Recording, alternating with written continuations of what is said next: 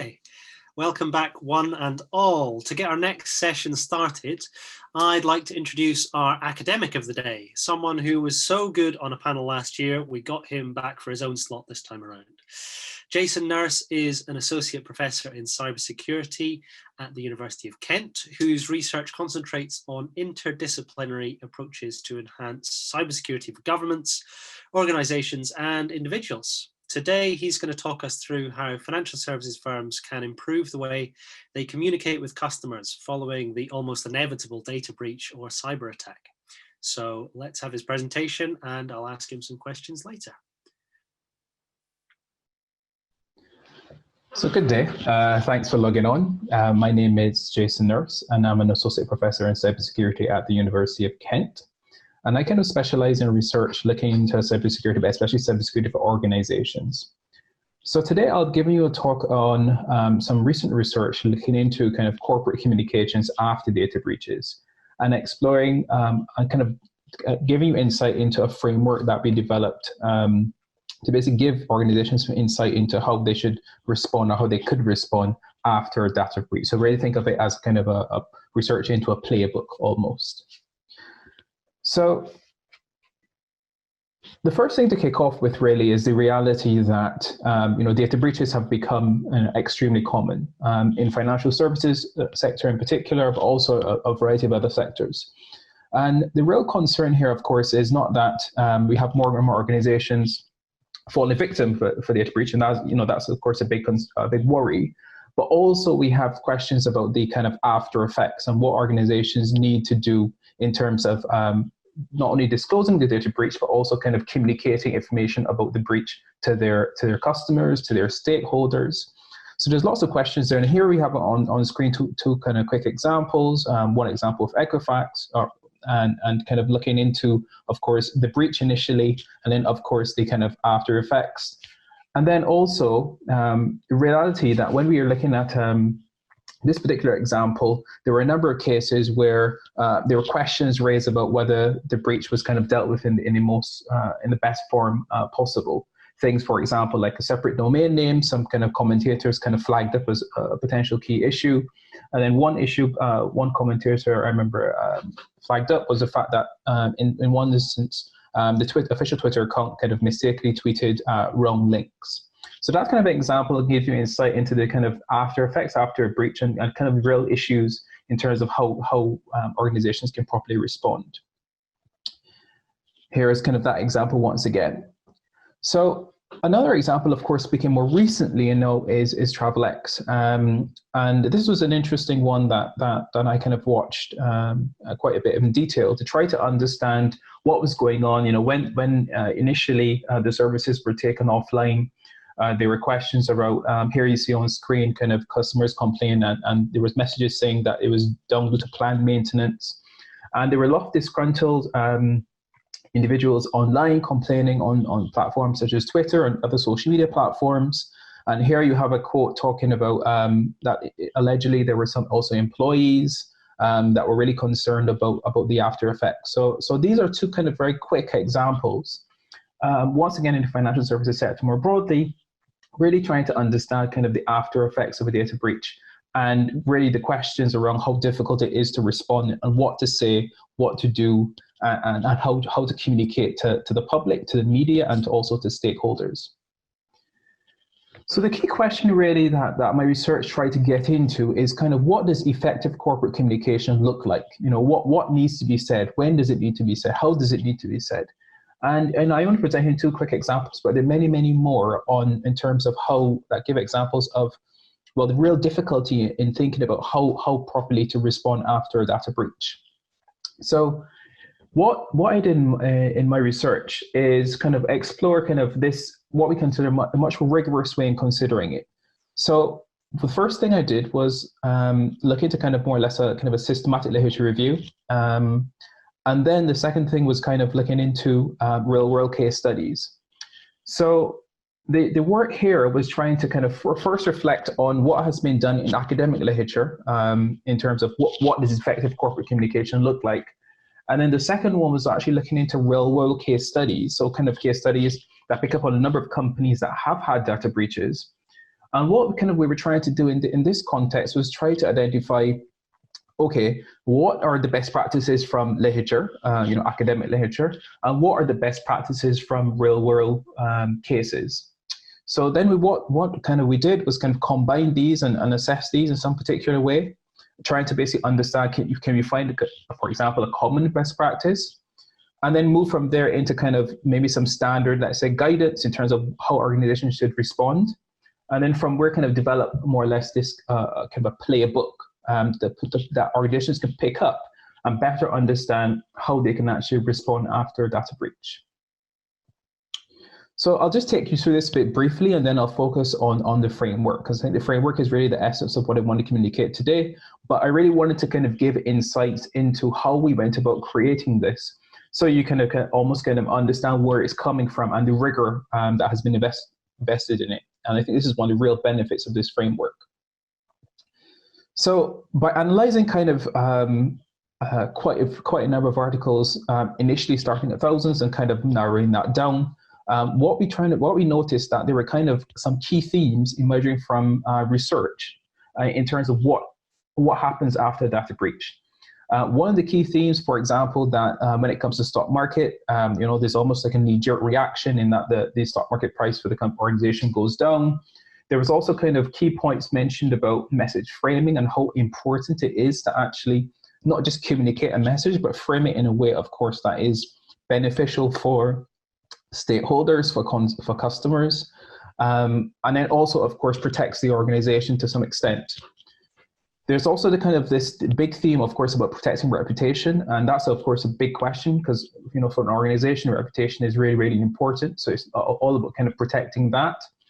And then also, even one of the more interesting things was, of course, the legal requirement to notify. And one of the kind of key factors there was, when you're looking at a data breach, you also have to consider not only the jurisdiction of a majority of your customers, but really where are your customers across the world, and what kind of notifications, what kind of requirements to notify relate to those particular locations or those particular countries, for instance.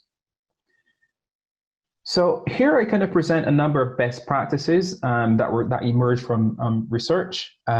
One, for example, is kind of in the communication. It's really, really important to demonstrate commitment to stakeholders. It's very, very important, and also to kind of demonstrate that you're addressing the problem and kind of not shun away from that, for instance.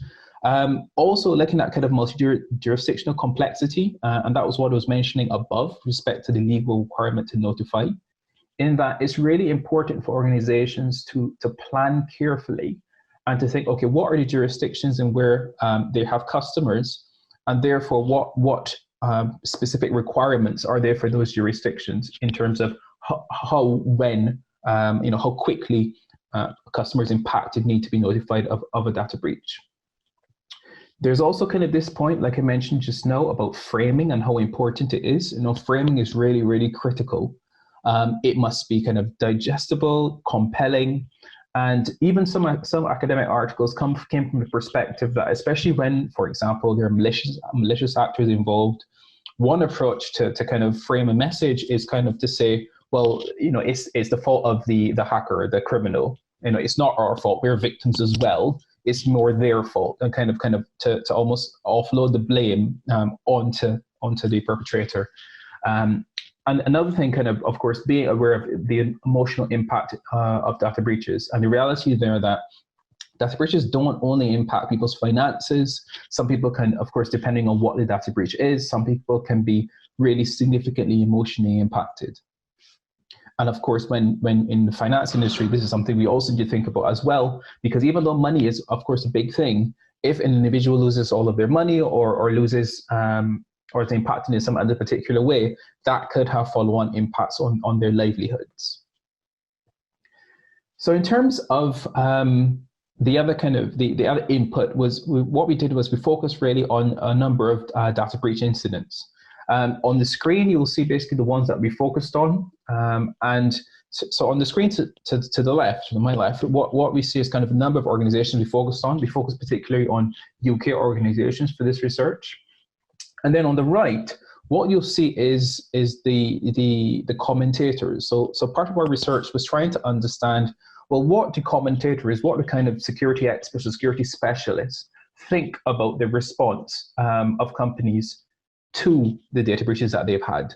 So what we did was we kind of almost undertook a meta-analysis almost. For example, for these many of these security experts here, we basically tried to understand, what was their impression on the approach taken by these organizations after the data breach. So from there were a number of, once again, notable themes that we identified in the research. One, looking at the credibility of statement. We also saw kind of this constant issue of downplaying. So, companies actually saying, oh, well, the breach isn't that bad. It isn't that bad. Don't worry too much. There's also kind of this, of course, this kind of recurrent issue of admission of responsibility, in that a number of the commentators really kind of emphasize that it's really important for organizations to take responsibility for the breach and not offload responsibility onto others, or whether it be hackers, third parties, or so on. Here is some example of some key best practices that we identified based on that work, that analysis. Here we kind of see that, of course, the key thing about be prepared, and also kind of release statements based on facts, not release statements based on guesses. We saw a lot of this actually coming out in the research. Once again, this concept of accepting responsibility, that actually featured quite a bit, in that the approach taken by some organizations of just blaming others is potentially not the best way to kind of respond and kind of allay the fears of stakeholders and customers. The third point here, we kind of have to kind of define and communicate steps to ensure that customers are minimally impacted. And the key thing is here that, okay, a breach has happened, but now how are you reassuring customers that they will not be further impacted by the loss of this data? What additional measures is the organization put into place? That was a key thing that came out in terms of what organizations should do next after a breach occurred. And then this last one, can communicate with customers sooner rather than later. I mean, this is a kind of a highly debatable topic, because of course some organizations have taken really long in terms of gathering all the data necessary before they actually release a statement on what has actually happened.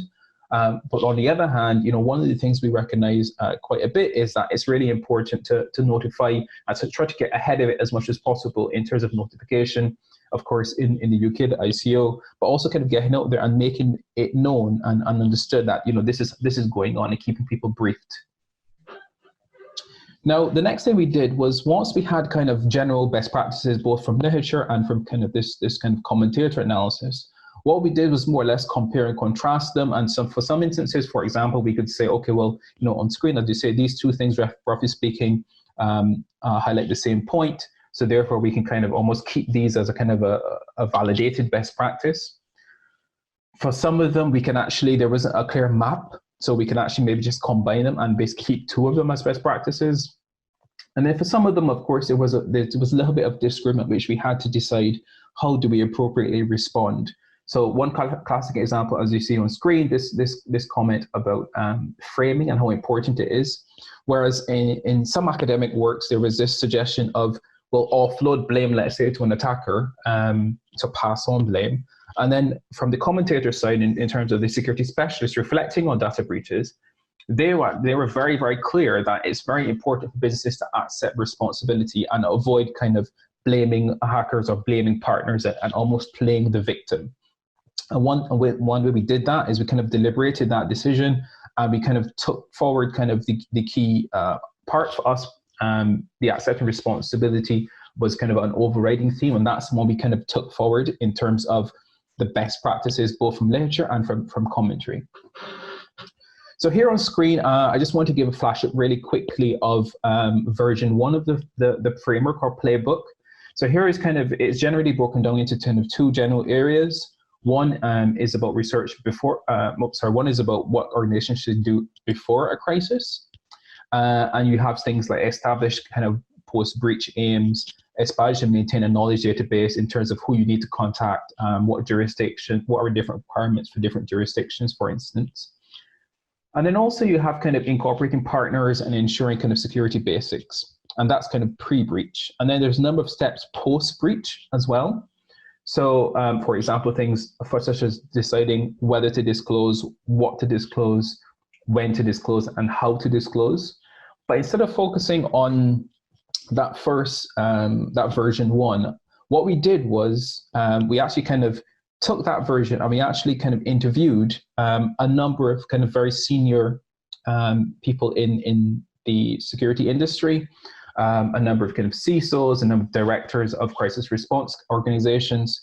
Because what we were interested in doing was not just kind of creating a playbook, only based on, let's say, on kind of academic insights in particular, kind of this online expert commentary. What we're very interested in understanding is how feasible is this type of an approach in organizations today. So we basically went through an interview process to try to understand, what do these individuals think about this approach and whether they think it would actually be useful in an industry context. And here's kind of a flash-up of the individuals.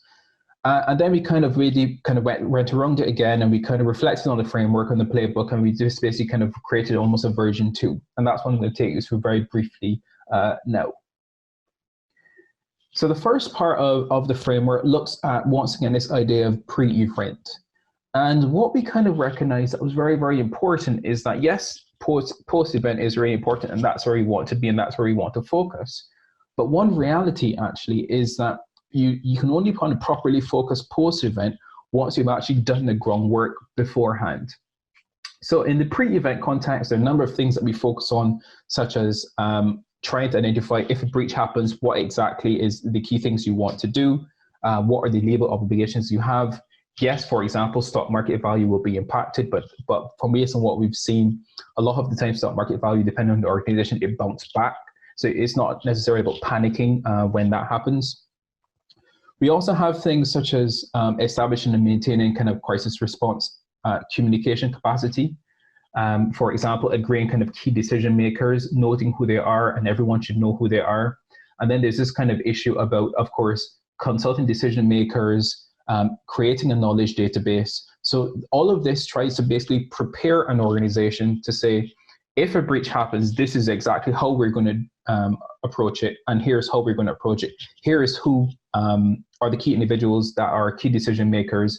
Here's how they need to be contacted, and also here's other things that need to be kept in mind. Another thing we kind of emphasized was this key part about rehearsals and testing. This is really, really important to a number of individuals in terms of it's really important to actually not only plan, but of course rehearse and test the approach proposed. So now stepping into this idea of the kind of after the event has happened, or after the breach, what we kind of focus on here is trying to decide whether to disclose. That's one of the kind of first decision points that we have. And here we try to consider things such as, is the disclosure mandatory? And that allows you to consider things like who has been affected, what data has been lost, is data sufficiently encrypted, are there specific industry or regulatory rules that need to be considered? And that information, those kind of key questions allow you to answer kind of yes or no. One of the key things to flag up here is that even in some situations, maybe you're not required to disclose the breach. But in some situations, actually, it's a much better thing to do because of the additional risks that you might actually be mitigating. For example, things like whistleblowers or data appearing online and actually broken into later. And then also there's this question next of establishing what to disclose. And what you need to be considering here is regulatory requirements, data subjects perspective, how are they affected, what data has been lost, how significantly are they impacted by this breach. And then also of course considering the media perspective, in that it's impossible to not consider the media, because the media will run with various stories on the organization, on the breach, especially based on the size. And these are kind of key things that you need to be considering when you're thinking about what to disclose. Now, we also focus quite a bit on kind of the framing of the message, because this was a key thing that came out in our research in terms of how to frame the message once it's actually been created. Now, here we have a number of guidance points. So for example, things such as accepting responsibility, avoid downplaying, avoid feelings of vulnerability for data subjects, avoid blaming others. And then also kind of things to be considered. For example, consider kind of issues such as aggravating factors, Or, for example, has the organization had a breach before? If the organization has had a breach before, starting with a statement saying we take data seriously, that could be highly debated, and that could really annoy individuals and customers, because if you have previous data breaches, the precedent for there is, are you really taking security seriously? Now, in addition to framing the message, what we also consider is choosing when to disclose. This is important because you need to be considering, from what we've seen, it's better to notify the public as soon as possible. Of course, once we have enough data. Then thinking about kind of balancing accuracy and timing. This is also really important in terms of how this is approached. And then, of course, considering regulations. What do the regulations say about what you should, or how quickly you should actually release notification about this message? There's also kind of this point about how to disclose, and there's two general areas, direct and indirect communication. For direct communication, you consider things such as email, websites, surface mail, telephone, and there's also indirect, of course, social media and traditional media. Each of these have their pros and cons. So for some organizations, and in general, even surface mail can be quite expensive. It can be a bit more, it can indeed be a bit more personal. But of course, indirect messages, so for example, posting things on social media platforms can quickly result in kind of Twitter storms and so on if these are not managed correctly. And then kind of thinking once again about kind of preparing for reaction. Now, one thing that we recognize that came up quite a bit is that organizations don't seem to brief staff a number of the time. So it's really important to not only kind of look externally to communicate with the media, communicate with stakeholders, but also to brief staff about what's going on in terms of the breach and how the organization has been impacted. There's also the importance of kind of ensuring the organization has the capability of actually dealing with a number of media inquiries or inquiries from customers, stakeholders, in terms of call centers, in terms of scaling up the response, in terms of the website, because everyone will try to understand what's going on, and they'll try to reach out to the organization as quickly as possible. So that's really important to consider. And then kind of this point about delivering the message. And there's really some really key points here being avoid jargon, keep it simple, especially if a large data breach, really consider that one of the most senior people in the organization should be actually covering this data breach, because that also helps to show that your organization is taking the breach seriously. Now, that is kind of a whistle-stop tour of the research. Thankfully, the research has been covered in a few media outlets as well, and I just thought I would mention that to show that it's not only purely academic research. It has been kind of getting some insight in terms of the kind of more industry-focused community. So definitely suggest having a look. And just to end on that, if you want to find out any more about the research, and its applicability for the finance industry, your organization, or anything like that, do feel free to reach out on the page you can see right now. This is kind of an example of the kind of academic article. It's freely accessible, and once again, this was research done by myself and Richard Knight. So thanks again for listening, and thanks for coming along. So I look forward to any of your questions. Thank you. Okay, excellent. Thank you very much for that, Jason. Now we've got a question in from, well, I had a question myself, because in as many weeks, the ICO has finally dished out some pretty big fines to both kind of British Airways and Marriott. And one of our audience is kind of asking, is it safer for organizations to communicate with customers or the ICO first once a breach has been detected? Yeah, I mean, this is a really good question, and thanks once again for having me, Peter, and thanks for the question. And apologies if the talk wasn't as inspiring as last time. But this is a very good point, and in terms of whether you should reach out to the ICO or your customers first, it's a bit of a balance in that. To be honest, you need to follow the legal regulations, wherever you are, in terms of the amount of time specified in regulations for when you need to respond. So you definitely can't. I wouldn't suggest avoiding that. But there is a balance between how quickly you reach out to customers and the public. And I think that's probably one of the key areas that I really need to emphasize, because based on the research, what we've seen is that especially areas where customers find out about data breach, in the media, for example, in terms of before the organization contacts them, that has resulted in some pretty significant backlash for the organization. Yeah, and another question for the audience, which is quite interesting, is it better to kind of overestimate the number of customers or details that are affected before the picture becomes clear, or wait until investigations are more advanced to give kind of specifics, do you think?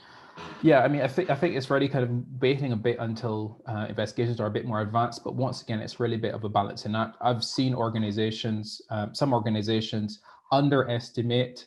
Well, I'll start with the other side. I've seen some organizations overestimate and then have to scale back, and that seems to have a less impact in terms of public backlash. For the organizations that have underestimated, quite substantially, and then, a week later had to go back and once again say, oh, actually, it's not 10,000, it's 100,000. Then a week later, oh, it's not 100,000, it's a million or whatever. That has resulted in basically kind of the media cycle being kind of perpetrated, every week or every other week. And that has really hit organizations quite hard. So once again, all of this is a balancing act. It's really, really important about trying to have as much information up front as possible. So in terms of pre-breach, so put things into place where if data is lost, if data is compromised, you're able to find out very quickly how much data is at risk or how much data has potentially been exposed. Okay. Another interesting question for the audience. I'm not sure if this is where your research went into, but somebody asked kind of, are the regulators like the ICO, for instance, kind of understanding of the increased risk of working from home landscape, or have they become even stricter during the pandemic? Well, this is a really interesting question, actually. And I think it touches a bit on what we've seen with British Airways and the Marriott fines, because what we've seen is, those fines initially when they were first announced by the ICO, there were some pretty, sizable amounts. But we've seen in both scenarios, both of those fines are actually being cut once again, by quite substantial amounts. I can't remember the latest figures. I can't remember if they're 18 or 20 million or something like that, was the kind of final, or the new fines, let's say. But why I think that's important, it relates to the question, is because when you kind of dig into the detail and you actually kind of find out some of the reasons why the ICO has decided to reduce the fines, some of the amounts actually have been knocked off, especially because of the challenges which the hospitality and the kind of airline industry are facing. And that's actually really interesting, because it's almost like the ICO does understand that right now the industry, because of COVID, the industry is extremely fragile. Extremely large fines could actually put organizations kind of at risk of even staying alive. So what we've seen actually is that some of these fines have been reduced, and for some of the, I was reading online, some of the reasoning behind this is simply because of the state of affairs with COVID and with just this risk landscape today. Okay. Another question is kind of, in your experience, I guess, in your research, do financial services institutions have good playbooks in place, or is the industry kind of behind others in terms of responding or preparing for a breach? Yeah, that's another really good question. Financial services is one of the ones that actually, based on our research, are actually doing quite well in terms of kind of being a little bit ahead of the curve. And I guess this is because in the financial services industry, attackers, they're probably very, very accustomed to attackers. But one thing that I've seen is that even though the general practices are kind of pretty good in terms of the overall courage and overall companies, the area, and which is why it motivated me to look into this type of research, is because there generally seems to be a little bit of a lack of a focus on the crisis response in terms of communications. So I've seen a lot of research, and I've spoken to a lot of practitioners, and it's very much about, what are the technical things that need to be in place. So you need to get the digital forensics team in if you don't have in-house services to find out how much records have been lost and so on and so forth. But what I haven't seen a great deal of is, well, okay, what's the crisis response plan? Who are the key people that are going to be speaking to the media? What kind of, do you have drafts of kind of notifications or announcements prepared beforehand? That kind of stuff, and what I've seen, is still lacking, unfortunately. Okay. Well, look, I think that's time up, but thank you very much for your presentation and for answering the audience's questions. Well, thank you very much for having me. Cheers.